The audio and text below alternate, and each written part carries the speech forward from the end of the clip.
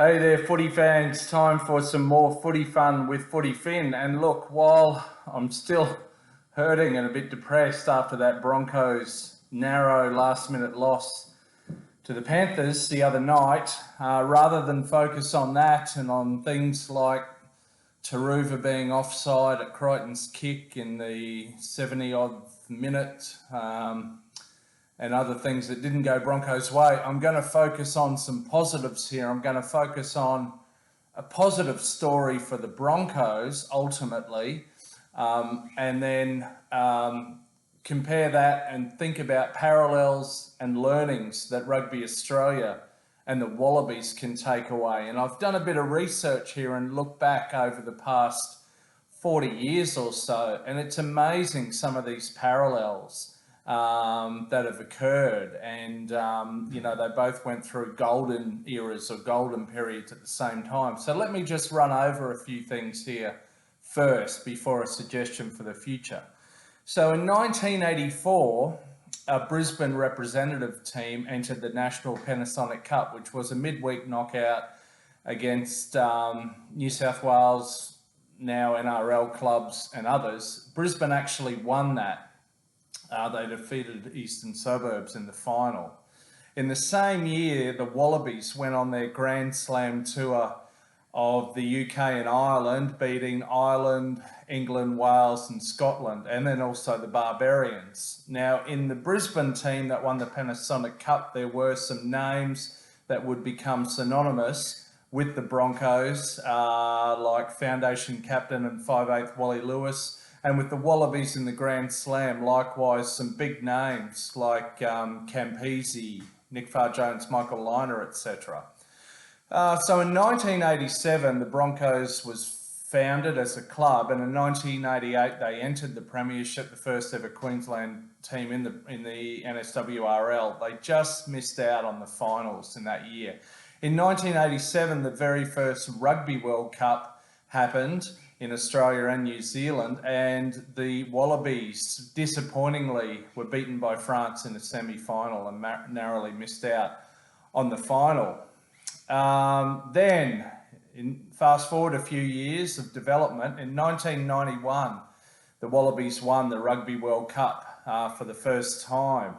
In 92, the Broncos won the NSWRL Grand Final for the first time, and they backed it up in 93. Fast forward a few years, in 97 the Broncos won the only ever Super League Grand Final, and in 98 they won the first ever NRL Grand Final. In 1998 the Wallabies won back the Bledisloe Cup for the first time in a long time. In the year 2000, the Broncos won the NRL Grand Final. In 1999, the Wallabies won the Rugby World Cup for a second time. In 2001, the Wallabies beat the British and Irish Lions in a series for the first time ever. And in 2003, they went to the Rugby World Cup final, narrowly getting beaten by England. Eddie Jones was the coach at that time, although the success had been built up by his predecessor, Rod McQueen, likewise at the Brumbies. In 2006, the Broncos won the grand final one more time. That was with largely a new generation, mostly not from their golden period. In 2005, Eddie Jones was sacked as Wallabies coach after some really poor performances. In 2008, Wayne Bennett left the Broncos as coach. He'd been their foundation coach. Meanwhile, the Wallabies were going through different coaches after Eddie, John Connolly, etc. Both teams went through a few what I'd call wilderness years then, between sort of 2007-8 through to ultimately to 2015. In 2015, the Broncos made the NRL Grand Final, and they narrowly lost in the final minutes to the Cowboys. In the same year, just a month or two later, the Wallabies made it to the Rugby World Cup final in London and narrowly lost it really in the last 10 minutes to New Zealand. So I will say too that with the Broncos, they brought back their foundation coach from the golden era, Wayne Bennett, there. And he had a little bit of success. But basically, it all went weird with hiring and firing coaches and all sorts of crap going on behind the scenes. And Wayne Bennett ended up, they did a swap with South Sydney, and Anthony Seibold came to the Broncos.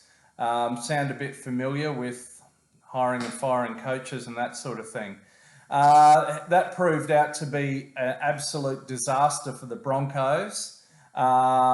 They chose the wrong coach, and there are issues with the administration of the club and with the board. Meanwhile, in 2019, the Wallabies got knocked out in the quarterfinals of the Rugby World Cup, which was a big disappointment. They ended up sacking their coach, Michael Checker. There were also issues with the admin of Rugby Australia at the time. So really for the Broncos, they hit rock bottom in 2020 under Anthony Seibold. They finished at the bottom of the table, the wooden spoon, for the first and to date only time ever in the club's history. So that was absolutely rock bottom. With the Wallabies, they were building pretty well under Kiwi coach Dave Rennie, but then out of nowhere he got sacked and Eddie Jones got rehired in January of this year. So a return of the old coach. Now the Wallabies are at absolute rock bottom. They are 99% certain not to make the quarterfinals of the Rugby World Cup for the first time ever. And rugby is in a very critical condition in Australia. It's like being in ICU and intubated. I kid you not. There are issues with the administration of Rugby Australia, etc. So let's have a look at what the Broncos did after they hit rock bottom in 2020. They hired... Now, first of all, they cleared out the administration. The CEO moved on, the admin moved on, the coach who'd created the toxic, dysfunctional environment where they got in the wooden spoon, worst ever performance, resigned. And then in 2021, they hired Kevin Walters, who's still their coach. So he was new to the Broncos, but of course he played. He was the 5'8" during that golden era of 92 through to 2000. He'd had some international coaching experience, and then he'd coached the Queensland Maroons in State of Origin and had some success there. Fast forward, the Broncos were a little unlucky to miss out on the finals in 2022. This year they made the grand final. They finished equal top of the table with Penrith. They made the grand final. They came down to, were only beaten by a conversion kick in the final 2 to 3 minutes of the game, a narrow loss. So a massive turnaround in the space of 2 to 3 years for the Broncos. And now really the future looks very bright. They're hopefully on the cusp of something great that's going to last more than a year. So what can the Wallabies do here? Well, I would suggest they do something very similar to what the Broncos did. Clean out the administration, move on the coach, and hire in a new one. And now, this is really very freaky. But we talked about what Kev Walters has done with the Broncos, a former player, a 5'8". There's a fella called Stephen Larkham, who's from Canberra. He was a 5'8" of the Wallabies in their golden era. Won World Cups in '99, won the Lions series in 2001, won Bledisloe Cup 5 years straight all through that period, made the Rugby World Cup final against expectations in 2003. He's also had coaching experience, including international coaching experience with Munster in Ireland, who are a very strong team in Europe. And now he's had recent success as coach of the state team, in this case his ACT Brumbies, who are by far and away the best Super Rugby team in Australia by a country mile. And they took the table-topping Chiefs, who were at home in a semi-final this year, down to the wire and were just narrowly beaten. So what I would suggest is that Rugby Australia take a leaf out of the Broncos book and look at what the Broncos did after hitting rock bottom in 2020. And I think they do very well to hire Stephen Larkham as a coach. Anyway, that's it from me. Until next time, catch you between the sticks. See ya.